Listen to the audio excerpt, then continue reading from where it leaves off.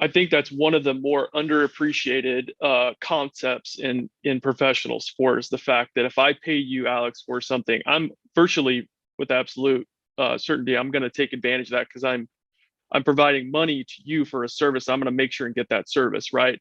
On the other side, when clubs, for example, provide services for players like strength and conditioning, it comes down to your ability to, I guess, sell your product or figure out how what you have helps that person get what they want. And that's different. That's an optional service. And I think compliance or how people follow you is going to be the biggest, one of the biggest factors there.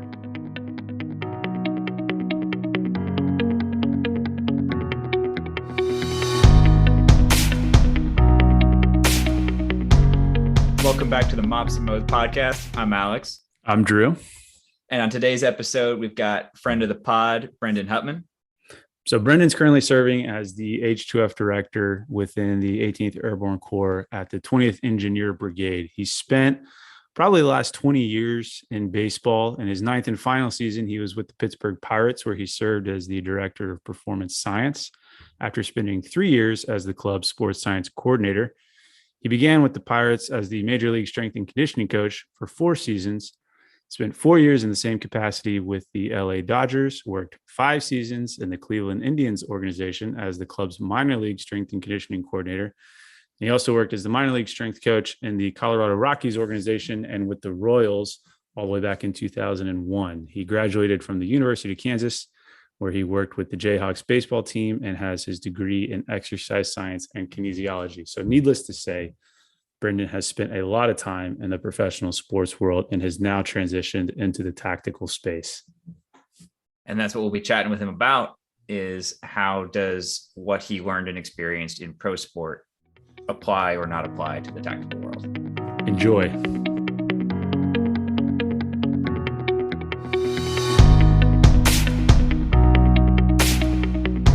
I don't know if this is a difference between tactical and pro sport, but I would say that a lot of times the tools become the program. Goodhart's law. That's exactly right. We're chasing, the metric, as opposed to, hey, here's our process, and this is where we're moving along a path. This is what we do, and here's what we're getting in terms of metrics that's telling us or informing us about the process, as opposed to, listen, we're going to chase bridge numbers. We really want to get to service members and have them use bridge, or we're going to really chase the vertical jump, as opposed to, hey, here's our training process for an athlete or a service member, and then we're going to have you do this to test whether that seems to be working or not. Yeah, that makes sense. We've kicked off without properly introducing you, though. Can you give us your name and background? Yeah, it's all good. First, just, thanks, fellas, for having me on. We've had a ton of good conversations, unrecorded. So I'm looking forward to being on here with you guys. First name's, Brendon Huttmann. I been working the H2F project for about a year and a half. Drew and I came on about the same time.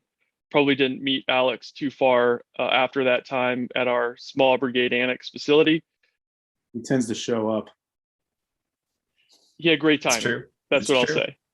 Timing is everything. Yeah. But really, just briefly worked in professional baseball for 20 years before coming here. Started as a minor league strength and conditioning coach, progressed to a minor league strength and conditioning coordinator, which oversees the physical development of players in an entire organization with the Cleveland Indians. Was hired as the head strength and conditioning coach for the Los Angeles Dodgers in 2008. In 2012, the Pirates were rebuilding. They hired several of us from the Dodgers to the Pirates to help rebuild in that process. Was the head strength coach at that time, was later promoted to 2 other positions, sports science coordinator, and my most recent role was director of performance science. All for the Pirates? That's right. For 9 years with the Pirates, 3 different roles. Nice. How did you do strength and conditioning first? Did you know you wanted to do that route, or did you want to go baseball, and did you find your way in through strength and conditioning? Does that make sense? Yes, a good question. So really, I would rewind to watching my son jump on the trampoline when I was 8 or 9. My childhood dream was to make it to the major leagues as a baseball player.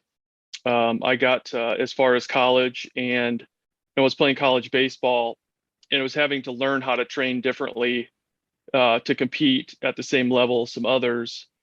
Figured out I wasn't going to make it as a player. I had a lot of interest in strength and conditioning. I pursued that path. That path then became about still achieving a childhood dream, getting to the big leagues, but did that in a different way than was intended when I was 8 or 9 years old. So really, my path has to do with that, and I love being around baseball. Nice. Sorry, Alex, I'm just going to keep going here until you jump in, because I have curiosities about baseball, having grown up not playing at the collegiate level by any means, but is there a noticeable, I know we're looking to talk about tactical versus sport, but specific to baseball and minor league versus major, did you notice a massive difference from a strength and conditioning standpoint in that level of athlete?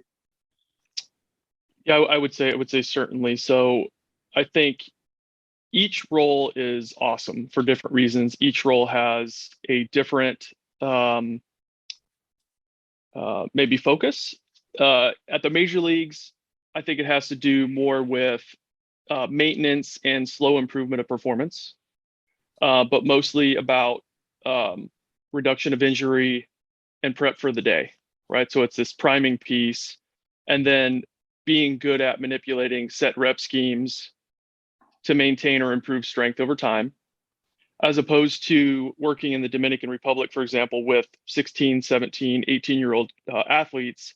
That position has more to do with probably teaching as much as it does coaching. And so somewhere along those two examples is how it changes along that path. Yeah, because I think about on the tactical side, like the one population I work with is guys, granted it's more of the special operations side of things, but they want to get selected kind of to that next level, which I think would be similar to guys growing up wanting to go majors, minors, whatever, versus guys that are already either guys that have already been selected or for just regular Army folks that are already in the Army. And I think we deal with this all the time, the level of motivation for somebody who wants the thing versus somebody who has the thing. And so I would imagine that there's a lot of similarities there, regardless of the sport or the pursuit. Sure. Yeah, I could see that. Yeah. I'll ask a question to kind of dial it in on the sport versus tactical thing a little bit. I'm wondering, since we talk a lot about how different tactical is, let's start with what's the same. Like, what were the things that translated best from your experience in sport that set you up for success working in tactical? So I would say it's two things. In each of those examples, it's about the end user, which is either the athlete or the service member. Like, that's the focal point. So it really comes down to keeping that at the center of decision making, especially with support positions, right? The other similarity is building relationships with people, right? Like, that plays either, in my mind, you can do that or you're challenged with that, right? And I think if you can build relationships with people and you can put yourself in their shoes, and really think about what you're asking someone to do or what you're trying to communicate and how someone else may want to receive that information. So I think building relationships is a key one. I think that's a theme we've been seeing basically everywhere, is that all of the biggest successes people find in tactical, it's because they build really good relationships with the leaders of the organization, or even just like the subordinate members of the organization find it's a happy place to be, right? And suddenly they care more about it, and that's all about relationships. And then the biggest problems people tend to run into are because they didn't take the time to establish relationships and they went for things. Like, you don't get things until you have relationships. So yeah. And I think that just one more thing to say about that, the first part is about keeping the athlete or service member at the center of what we're doing. I think I don't know if y'all have experienced this, but I know early in my career, I'm 21, 22. I'm really like, my focus is on the program, right? Like, oh, I'm going to run this program and it's all about the X's and O's of this program. And that's, in my mind, that's what not to do, right? Like, I think that was my idea. That wasn't the end user, service member, or the player's idea, right? My job is to be making decisions towards helping them reach their goals. Do you find, because you mentioned leadership, and I think for me at least, having always been in the tactical space and having always had this sort of like tactical strength and conditioning is new. So every environment you step into, you're always going to, at least right now, you're always going to be dealing with leadership that didn't have that thing when they were, younger. So there's that element to it. But with professional sport, the idea of human performance has been around for much longer. So can you, I guess, speak to that element of it? Was it that much different in the major leagues, with the sense being that like you got your GM, you got your staff level understands why you're there and they get it. So my sense would be that you don't have to deal with that aspect of it as much, but I could be wildly off, if that makes any sense. You what part specifically? Just this idea of, I guess we could cage it by saying this idea of selling a program, right? So if you're walking into, I guess I've experienced a little bit with rugby overseas, like I don't necessarily have to sell the idea of a strength coach to a professional athlete because they get it. But for a soldier or for a senior leader, there's this whole stigma of, oh, well, it's always been done this way. Like, what's wrong with that sort of thing? You see what I'm getting at? Yeah, I think it's so. I think it's about promoting open-mindedness. I think you never have like the right answer. You don't have the right answer all the time. And I think just being honest about that, right? And being upfront about what we're trying to get done. And again, like not always right. Sometimes I make mistakes, but I think right now where I'm at professionally is as long as my intentions are coming from a good place and I make mistakes, like, hey, I'll wear it. It's no problem. But at least I was doing it for the right reasons. And so that's kind of how I think about it. And I also would say, like I don't really have a good sense for this yet in tactical space, but in professional sport, it's a very competitive space, right? There's 30 major league strength coaches in the world at the major league level. I've had 2 of those jobs, and that is really difficult to maintain that position, high performance. And I kind of joke that there's kind of 3 factors to being able to tolerate doing that job. Number 1 is you have to just be able to tolerate the travel. So at the major league level, you're going to travel about 50,000 miles in 8 months. So you're traveling all the time. First of all, like just tolerating that is unbelievable. The second is if you are matching your words and your actions and you care about being fit, as an example, it's also hard to be fit and travel that much. And then the third component is, can you be best in the world at your job, right? So you've got, can you tolerate the travel? Just yes or no. Number 2 is, do you care about being fit and being a good example for others around you? And then number 3, can you be best in the world while managing the first 2? And it's very difficult to do. And I walked up that hill a long time, and it's tough to do, man. Did you have experiences where you were doing everything right from a sort of performance silo, but by virtue of just the way, it's a sport, wins, losses, et cetera, where you sort of got hosed despite crushing it in your field? So I think that the position, that just performance space in general, is very difficult to evaluate performance, right? You talk about mops and mo's, but like it's really difficult. And Drew, you and I have specifically had this conversation, like, how do you measure a strength coach and their performance? And it's something I think about a lot because I don't have a great answer. I think the answer I've come up with is establishing benchmarks with whoever's evaluating you. And they're probably measures of effectiveness more than performance, because in baseball, I think you're contributing to reducing injuries, but you can't say that we're impacting that with certainty. Like there are so many factors into whether someone gets hurt or not. One of those is health and lifestyle, and we're doing everything that we can to contribute to making that excellent, right? But at the end of the day, the amount of time you have with that athlete is about an hour, maybe 35 minutes. That's not 24. And so, it's difficult. The evaluation piece is very difficult to define. Yeah. I do think there's this problem of like overstating how much impact human performance can have. And I've had this conversation with a few people in the last week. It's been on a lot of our minds, but the idea that like the stated purpose of some of these projects is to change culture. And you can't really, like, commands can't really outsource changing culture, right? They can't say like, you over there change the culture of this organization. It's kind of up to the command to change the culture. We can provide tools, we can provide education and opportunities, but we see this all the time, right? Like, you introduce human performance to a firehouse. Firefighters have a lot of like just structural things that get in the way of being healthy and fit. Mhm. Just adding a strength coach won't necessarily fix those things. Just adding a dietitian won't necessarily fix those things.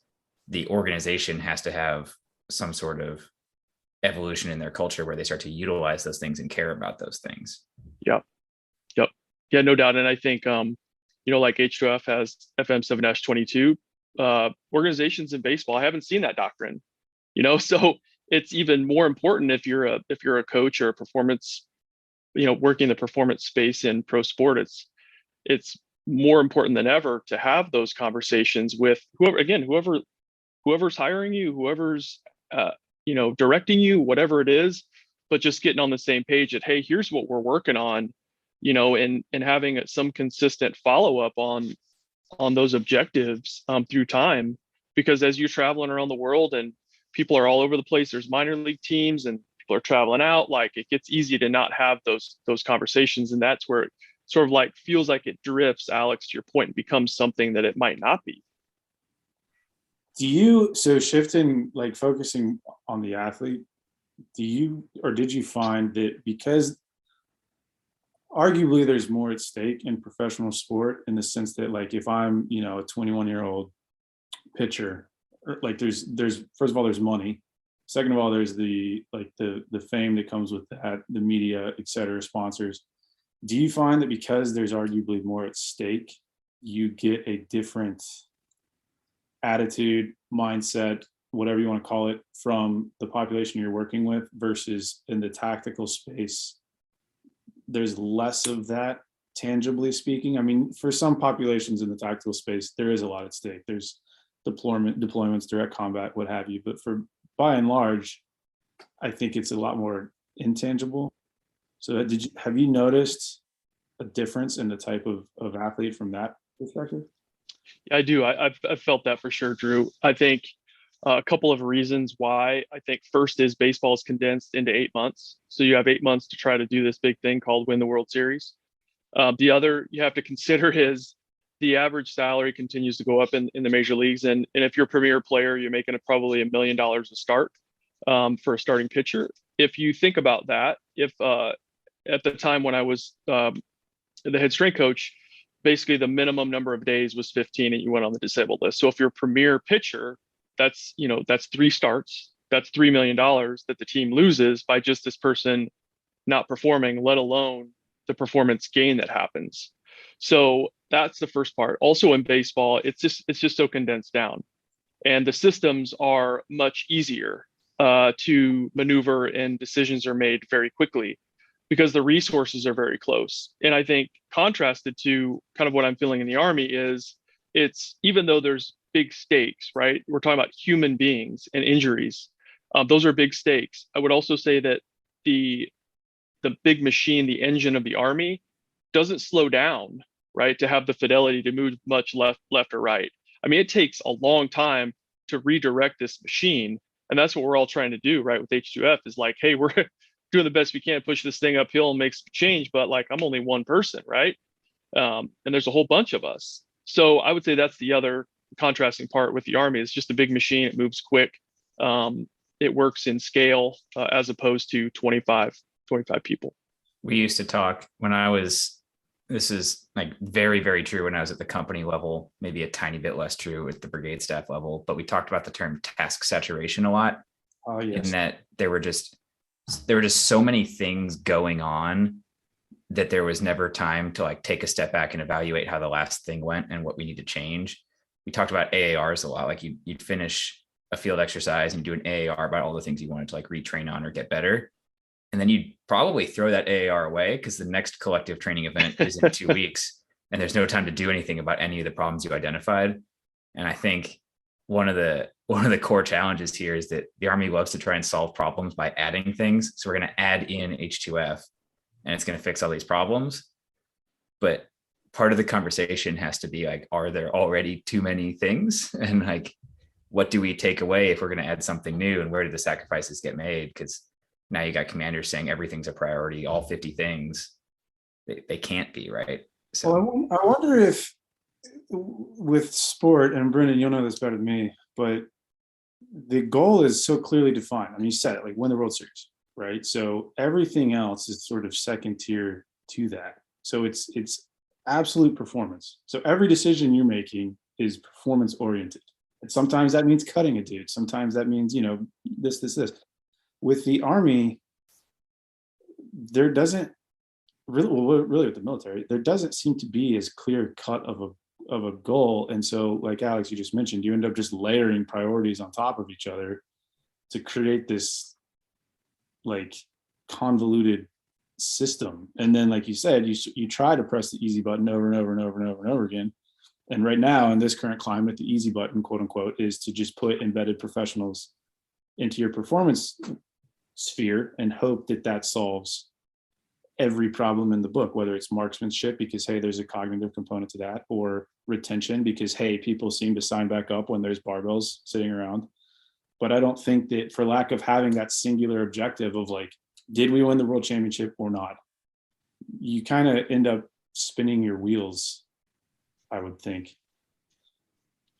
Yeah, I think also you're exactly right. It's about winning tonight at the major league level, and it's about accumulating as many wins as you can. I mean, if you look at the end of the season, how many one-run games that teams lose, if you just win half of those, the season might be completely different, because that's usually, I don't know, maybe 8 to 10 games, maybe more than that. And I think also because performance is most important that night, from a strength and conditioning perspective, you have your eye on volume management more than, say, the tactical space, which is more about getting as many reps as possible, right? Completely opposite. It doesn't really know volume management.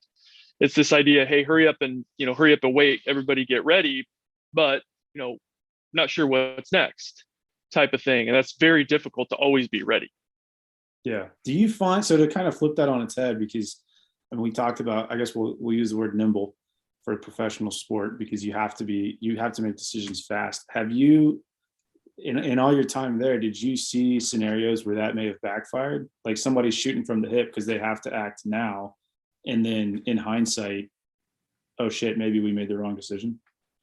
In terms of like playing people when they were injured or something like that? From injury, or, I don't know all the different decisions that are made at like a GM level, but I would imagine that having to move that quickly, because really what I'm getting at is, as slow as the military's processes are, I think there's some comfort, I hesitate to say, but there's some comfort in that, because that there's time for things to flesh out. Yeah, I think what I'm hearing you say is being more like, I feel like in the Army, there's more time to think through it level-headedly, right? Like, I've got some time to think about this. I'm briefing a 1-year plan. I know that I have to hit these milestones along the path. I'm going to get more information between now and then, and you can kind of maybe anticipate those problems more, as opposed to, I think where you're headed is like, hey, we have a decision to make. Somebody got hurt last night. How do we get a player here for tomorrow? Or do we play our second string player, or, our backup player or whatever? And we have to be moving. Like sometimes, just making a decision is the best one in those moments, right? Where you just have to go, you just have to keep going and playing whatever cards you got in front of you, because that's what you got, right? So I think decisions are made sometimes in those environments, and I think it's just part of maybe keeping that engine moving too. Mm-hmm. It feels a little bit ironic that like kind of the heart of tactical human performance is preparing people to like act fast in unknown, complicated scenarios, but we're describing the fact that like the staff element of like the environment we create while they prepare moves really slow. I think there's definitely some really deep irony in that. Yep. Yeah, 100%. I've always found irony in this idea that every organization I've worked with has been a, quote, people first organization, but the first, and this isn't to like bash the military, but I think just sort of tongue in cheek, like people first. Okay, to me as a strength and conditioning coach, that means I'm going to prioritize health, fitness, training, etc. And I've never really, yeah, I'll say I've never really seen that play out to the extent that if, you know, real world mission, I understand, but like range time pops up or medical appointment pops up or whatever, first thing you're dropping is fit. Did you, to throw a question in there, Brendon, with sport, did you see that same thing? Or because performance is the ultimate goal, does the player's health and well-being kind of trump all? Not absolutely. No, that same scenario happens in pro sport. Players in a slump, say he's an infielder, really struggling defensively. Like, it's not unlikely that you've got a training session planned. Athlete comes in the weight room, starts the activation program. Coach comes in, hey, we got to work on ground balls. Let's go. Right? Pulls him completely out of the session. That totally happens. That gets in the way of planning, right? Like, then you're like, well, this player hasn't lifted for 3 days, right? Anything more than 3 days rest between, now you're talking about soreness, starting to lose strength, losing performance, et cetera. It just keeps going. So that absolutely happens. Does the player, this is more out of curiosity, but does the player have much say in their destiny, so to speak? Like, are they allowed to say, no, I'm hitting this lift? More now than ever, because when I first started, it wasn't, player didn't have very much voice. Now I think the player has most all of the voice. So I see a lot of pro athletes pursuing like external strength and conditioning, like a coach they like or a program they like that's entirely separate from the team. How do those decisions get made, and how does that impact what you guys try and do within the actual team's program? Yeah, it totally happens. I would say that more likely in the off season than in season. That has to do with proximity. The fact that those personnel are not allowed in the clubhouse. It's MLB mandate. However, if those outside, I'm just using the word outside, folks want to train those athletes, they're going to have to find another location to do that. So totally not allowed in the clubhouse. Now, I will say, I talked about relationships. Your relationships with those players, people, really matter, because again, it's about having them at the center of this whole thing. So it comes down to, can you work with them and find the common goal, which is the athlete, and figure out how you work together to help him or her get what they're trying to get after, right? So this kind of started with the off season. In the off season, players would go pursue their own trainers, or whatever, and early on, I think that the approach was to resist that, and I think that people figured out that wasn't the right approach for a couple of reasons. And so really it's collaborating with all folks, with the athlete in the middle, and it's not just other strength coaches or trainers or whatever, it's nutritionists, and keeps going, right? I think of Tom Brady.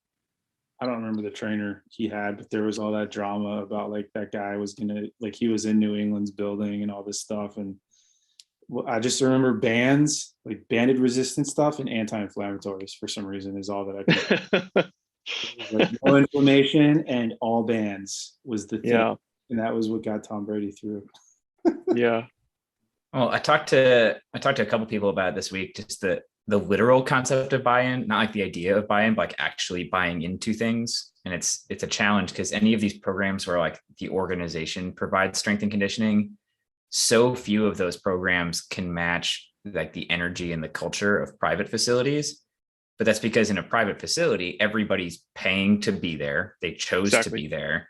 And it's all but impossible to achieve a similar environment like that in an organizational facility. And I think that's what we're all kind of striving for, but I don't think there's a clear way to do that. I think that's one of the more underappreciated concepts in professional sports. The fact that if I pay you, Alex, for something, I'm virtually with absolute certainty, I'm going to take advantage of that, because I'm providing money to you for a service. I'm going to make sure and get that service, right? On the other side, when clubs, for example, provide services for players like strength and conditioning, it comes down to your ability to, I guess, sell your product or figure out how what you have helps that person get what they want. And that's different. That's an optional service. And I think compliance or how people follow you is going to be the biggest, one of the biggest factors there. We talk that a lot in our team because the Army markets a lot of things as free. If you're a soldier, like you show up to your first assignment and you're going to go to post in processing, and they're going to tell you a million different free things you have access to. You have access to free financial counseling. You have access to free personal trainers. You have access to free nutrition counseling, to free whatever. Like every building on the main area of post is a different free service you could go take advantage of right now. And then nobody uses them. And like many people aren't prepared to absorb that huge list of resources on day one and then never hear about it again. Man, I did 8 years of active duty and didn't really know what half of those resources were. And a lot of them are things we're kind of duplicating to a certain degree now with like embedded assets in the units. And hopefully that makes it a little better because you can like run around their unit area and tell them who you are and what you offer. But I think part of it is just we have to stop marketing these as free things because free things aren't valuable. We have to market them as really expensive things that taxpayers are giving service members that you should probably take advantage of. Yep. Well, that's so I always have had that conversation with guys with tactical athletes because, and we talked about this in the episode we had with Nate of like, again, Brendon, correct me if I'm wrong here, but baseball, and I would imagine all sports, like they know that they're athletes and they understand what goes into being an athlete. And by the time they get to that level, they recognize the investment that needs to be made, I would think, to stay at that level and perform, et cetera, et cetera.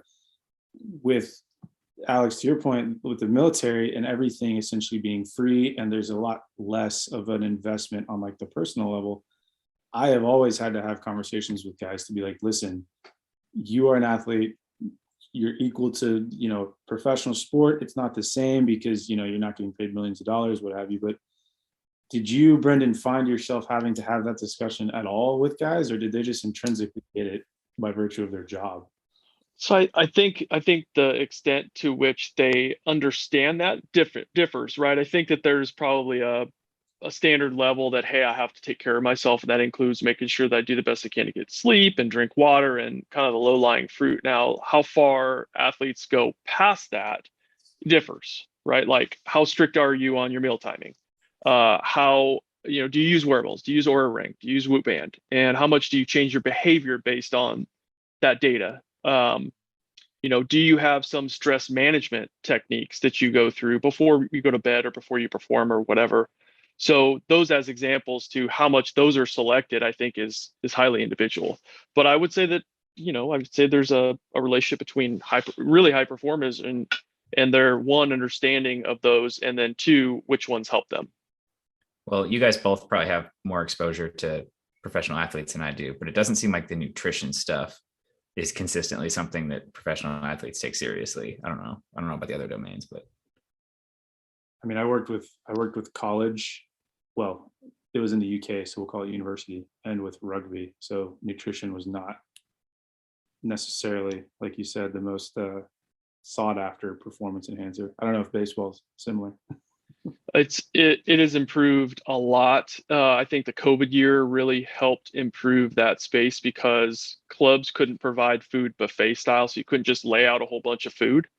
So, during that year, chefs were preparing food based on app usage, for example. So you send out in an app, what's the menu for the night or whatever, and you can naturally constrain that by not providing foods outside of what your dietitian considers healthy, right? So if you provide 4 meal options, and of those 4, one's a plant-based option, you have a chicken, a fish, and a beef or whatever, and your portion sizes seem appropriate and to, based on, body types or however you're coordinating that from a nutrition standpoint. So those were definitely available. And I think that those are still active in baseball for sure right now. So it's improved a lot. And that just has to do with, some naturally occurring things around us. It must be nice to just like walk into the clubhouse and have just like delicious food sitting out all the time. Yeah, but it's still work. There's still so much other stuff that's going around, right? Like around you all the time. And I don't think you take it for granted. I didn't take it for granted. I would just say you just don't notice it as much as maybe I did my first year in the major leagues, right? And it's not that it's not that you stop appreciating it. It's just that your focus just changes. What you're focused on changes. Some of that choice architecture stuff and the psychology of those Yeah. decisions is super interesting. I know Yeah. my whole time active duty, I would have told you that DFAC breakfast is great, but don't go to any of the other meals because they're terrible. And now I travel around the Army and eat most of my lunches at DFACs, and they're honestly pretty decent. They're like, and if you like factor in what they cost, they're incredible. Yep. So I don't know what it was about like the culture surrounding it when I was in, but I'm happy with DFAC food. I don't know. Yeah. Yeah. Brendon, across 20 years of working in that space, what did you see some pretty key shifts in like performance culture, the way guys were approaching things? Like, were there some pretty key things that stand out? There really are. I mean, when I was 21 or 22, just getting into professional sport as a strength coach, we were still trying to just trying to get athletes or players to lift weights, right? Because the coaches at that time still had this legacy mindset that, lifting weights in baseball is just a bad thing, right? And we wouldn't want to ever do that. The only thing you're allowed to do is just run and run hard, right? All the time at high volumes. And as opposed to kind of where it's at now, where, you've got athletes that are focused on the key pillars of their performance, and they train early. They train before the game. They don't wait till after the game anymore. And they use that as a priming piece. So it has changed so much. And then obviously like technology, which started, being automated and coming in as really clean data in probably 2017, 2018, where actually you could rely on the data, and then, use that to help inform athletes of what was going on and then build plans from there. So, I've seen it shift a ton, and now it's moving towards biomechanics, with motion capture and in-game, ball flight analytics and different things y'all see on TV. I'm asking very leading questions because I think we can already see a lot of the similarities between, right now the military's in the same space. Like it's getting better, but there's a resistance to training. A lot of, we should run. Yep. With technology specifically, as that has become more and more accessible, and I would imagine with the amount of money that we're talking about here in professional sport, do you think that has reached a level to where it has replaced the athlete-coach relationship, or do you see it as more of a supplement, or do you see it as just sort of, at the end of the day, a nice to have versus a need to have? Probably a little of all that. I mean, it's difficult, right? Because I love data. I love information. I've had two positions that were data-driven positions in the performance space. At the same time, I also think that it can be in the way a little bit. And I think if you're spending most of your time looking at, throwing CSVs into our studio and running code on them, like you're missing a huge portion of your job, and that's building relationships with people to help them understand what right? And I think there's also the assumption that people want the data. Like you still have a choice whether you want the data or not. Some people don't want to be informed of that data because they don't feel like that helps them. In fact, some athletes think that really hurts them. Some people have a tough time wearing Oura Ring or using Whoop because they're like, dude, like you're telling me I'm a 75% recovered. At the same time, like I feel like a 9 or a 10 out of 10 right now. Like what's going on here? That's one of the most common pieces of feedback you get with those tools. So, data is a big piece. I think you need to, you need to be aware of that and then sort of help use that data to help connect dots along your path. Nate Palin wrote a really good article about it a few weeks ago. We tend to treat service members like guinea pigs a little bit when it comes to data. Like if you like realize how many people are coming at these soldiers with different surveys and different things they're supposed to go on and fill out, and like all the things they have to engage with online to like capture all the data, I think there's a lack of communication with them about how that data is going to be used to help them. And sometimes there is no plan for how that data is going to be used to help them. It's just capturing data for the sake of capturing data. And that's something I think we could really, really improve on, is like throttling that down to a manageable amount and then making it clear how it's getting used to make the situation better for the individual. Yep. Well, I agree. I mean, now having done this twice with new programs in tactical spaces, like if embedded performance people are the band-aid, data for embedded performance people is like the cast, because people just assume like, okay, we're going to collect all this stuff that's going to solve all of our problems. But I think the idea would be that the technology and the data should really just exist to plug the holes in the human element of things. And I think, Brendon, you just kind of touched on it with 20 years of this. Before any of that was even available, you had to take the time to solve those problems without access to all the numbers, all the data, what have you. And I think maybe this is just a bias because I've worked with the military for so long. There's this like relentless pursuit of tech, because tech is what drives tanks and jets and battleships and guns and all this sort of thing. And let's drill human beings down to the same level of analytics that we can for like, a vehicle, and just completely overlook the human element to all of that. Because like you said, Alex, it's basically guinea pigs that we're dealing with. And why aren't they compliant with this beautiful survey that we just put together? It's interesting to see that happen now all over again. To get cheesy for a second, this is certainly not why I joined the Army, but it was one of the things that convinced me that it was a good decision. It was some general that was talking about it a while back, but they explained the foundational difference between the services is that the Air Force acquires airframes and then mans them. It measures its end strength in number of airframes. The Navy acquires ships and then mans them. It measures its end strength in the number of ships or carrier battle groups that it has. The Army recruits humans and then equips them, and it measures its end strength in the number of people it has. And I think there is a fundamental difference there, and we could do a better job of focusing on that. We lose sight of it a lot, and it depends on the unit, right? If you're in an armor unit, people are going to be a lot more interested in how many of the tanks work, because that, like, you're just not an armored unit without that. But there is something to the fact that it's the people centric of the military services. I think that's valuable. And that's when Alex committed. That's when I could see you now. It's super pumped. Brendon, so that actually brings up a question in my mind. Would you say that professional sports organizations are people first or performance first at the expense of people?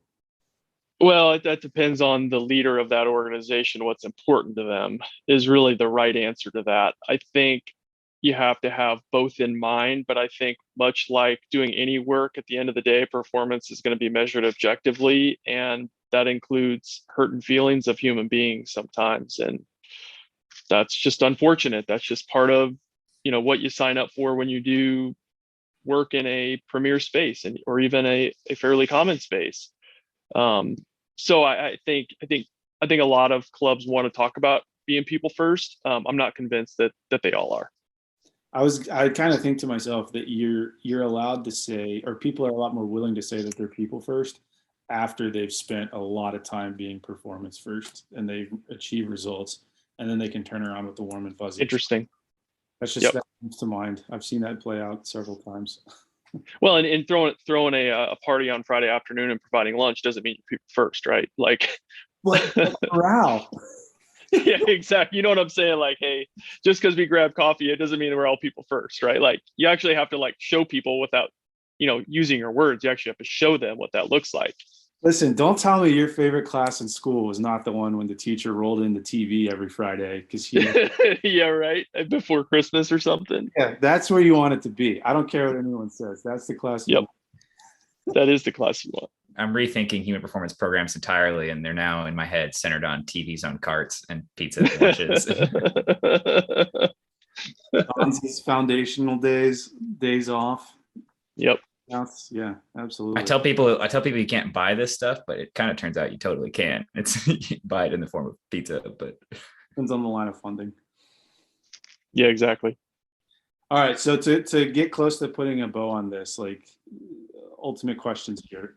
What do you miss most about baseball, or baseball, professional sport, that whole space? Well, I think one thing that's exciting about that space is when you're traveling all the time, it's just exciting because you're in new places frequently, right? And you get to experience other cities. I've been to all 30 major league stadiums. I've traveled around the world doing anthropometric assessments on players for the MLB draft, and that's exciting, right? Going to the Dominican Republic and driving around the island and assessing athletes is very exciting. It's very dangerous, but very exciting. So I would say that's one difference, with our positions now. I've gone TDY once or twice, so much less frequency of travel. Although that's exciting too, because I'm now going to places that I've never been before either. So that's kind of how I think about that. I'm sure your wife and kids appreciate the travel. Yeah, definitely. And I've never played a bigger part in being a dad and a husband than I am right now. Nice. So then the flip side of that question then, and I know that you've only been with the Army for a short period of time so far, but when you take it all in and think about where this program specifically, but more broadly, just tactical human performance, where that's headed, what is it about that you think most excites you that you may not have had in professional sport? Yeah, I think the level of training that the key leaders have is unique to this space and the private space. I haven't seen it there. I kind of describe my first 15 months as an advanced degree in communication, leadership, and strategy, because guys, and I'm not kidding, like some of the brigade leadership that I'm around right now, like I just, I'm like, wow, you guys are really, really good at a variety of tasks and factors and leadership. And I watch them lead meetings, and it's completely different than what a civilian meeting looks like, where civilian meetings like, hey, we're all the way over here, and then we're shifting and we're over here. I mean, it's, you're kind of just talking about rabbit holes as strength coaches. We're like all the way around and kind of just moving, but not getting anywhere. And I think the Army is the complete opposite. At least my experience so far in leadership meetings is the complete opposite, where there's clear direction and we're here for a clear reason. And again, the leadership has been eye-opening for me personally. Nice. Alex, have we left any stones unturned? I think I was a little bit interested in that response, because right before that you were talking about like time with family and things like that. And I think there is something there that we kind of owe the industry to communicate quality of life advantages. Because I think like collegiate and pro sport, when it comes to like support staff and maybe even athletes, I don't know, is a little bit of like a meat grinder in terms of you're going to give them a tremendous number of hours of your day and a tremendous numbers of days of your week with very little job stability and things like that. And I think there is a story to tell here in terms of like the quality of life available as we bring in like more and more awesome professionals to help this whole tactical human performance thing. There's some huge personal advantages too. Yep, there really is. All right, we'll call it there. Brendon, thank you very much. We're going to have you back. I appreciate it, guys. I always enjoy chat with you, Drew. I see you all the time. Alex, see you probably once a quarter or whatever, but always enjoy catching up with you guys. Thank you.